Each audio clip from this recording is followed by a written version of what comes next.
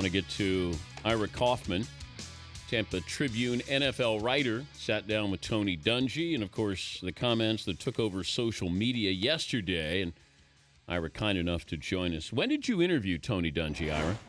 It was a week or two back then, and we were talking mostly about Derek Brooks because, you know, we're doing this special section on Brooks going in the Hall in less than 2 weeks, and Dungy coached him his first 6 years, and so we're getting his remembrances of Brooks, and I knew I was going to do this culture story involving Michael Sam, and there's a little break in the action, so I said to Dungy, Tony, what's your take on all the controversy swirling around the Rams drafting Michael Sam? And I had a tape recorder going on the table, and he said what he said. I don't know if I raised an eyebrow then at the table, but look, you've been in this business. You know when somebody says something that's going to cause a stir. Now, having said that, then yesterday I guess I had to learn a lesson about social media again, but it really did blow up. I didn't anticipate that to the extent it did. And of course, Dan, once one organization picks up on the story, it's like a snowball. Yep. You know that. Yeah. So now, I reached out again to him. Dan, I texted Tony yesterday and said, do you want to add anything or clarify anything? Because he got beat up pretty good yesterday. And he said not at this time, but I got the distinct impression, Dan, that he's working on a statement. And I think that's smart, just to clarify his remarks. What do you think he meant by this, though, Ira? Because I can read into a variety of things, and just understanding the context. And I reached out to Tony too, so I think we're all waiting for the context of it. But what do you think he was trying to say to you? Dan, I think what he was trying to say, and this is what's going to make it very delicate in terms of an additional response, because it's sensitive. Dan, this is not Sammy Watkins. Dan, this is Michael Sam. And by that I mean, by definition, Dan, a seventh-round draft pick is marginal. The guy's marginal. May make the roster, may not make the roster. Nobody's going to be surprised if any seventh-round pick doesn't make a roster.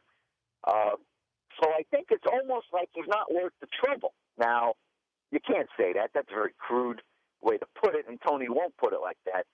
But I think you got to factor in the fact that he almost went undrafted, Dan, and there's no question that, the Oprah Network and TMZ, they're going to be at Rams Park, and they're not going to be there to check in on Aaron Donald's progress at nose tackle, and you know that. They're going to be there for a specific purpose. It will be a distraction. That doesn't mean the Rams won't handle it well. They go into this with their eyes wide open. So, Dan, I think that's a big part of it, is he put his coaching hat on and not as an analyst for NBC in answering the question. And as a coach, a marginal prospect weighed against the distractions, and that's why he said what he said. That's what I think he meant. You think he was answering as a coach or a man with strong beliefs, or as an analyst? I think it was as a coach, because the first thing he said was, "I want to draft him." That's the very first thing. I want to draft him.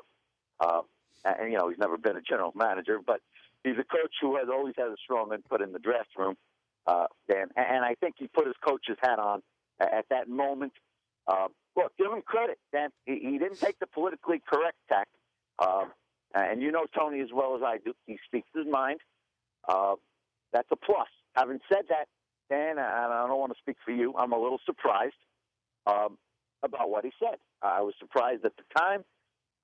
I'm surprised now, just because of his reputation as a pioneer, outspoken about minority issues, keeping an open mind on hiring practices, don't go in with stereotypes. But again, I don't think he was being homophobic.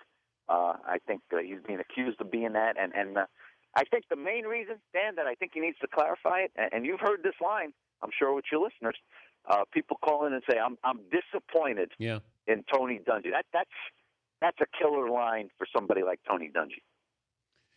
But I also look at this, and if Michael Sam has the upside of Johnny Manziel, And Tony has been on the show saying, he would take Manziel. Yes. Tim Tebow. Tony reached out to friends in the coaching community to take Michael Vick.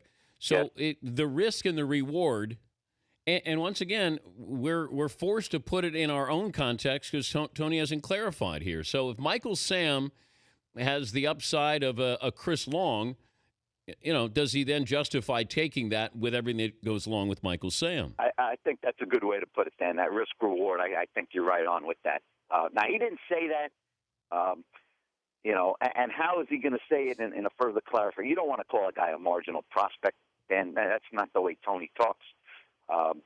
He's not going to say he's not worth the risk. But I think, and I think you believe too, that is a factor in his evaluation. And you're right. It's not Jadeveon Clowney. It's not Sammy Watkins.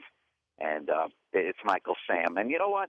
There's a lot of people that don't think Michael Sam's skill set is going to translate to the next level. And maybe Tony's one of those guys. What would be the one question you would ask Tony today? I would say, Tony, a lot of your supporters and fans say they are very disappointed in your remarks. Do you understand where they're coming from? I think that's the way I would put it. Ira, good to visit with you. Thank you. You too, Danny. Appreciate it. Ira Kaufman, Tampa Tribune NFL writer.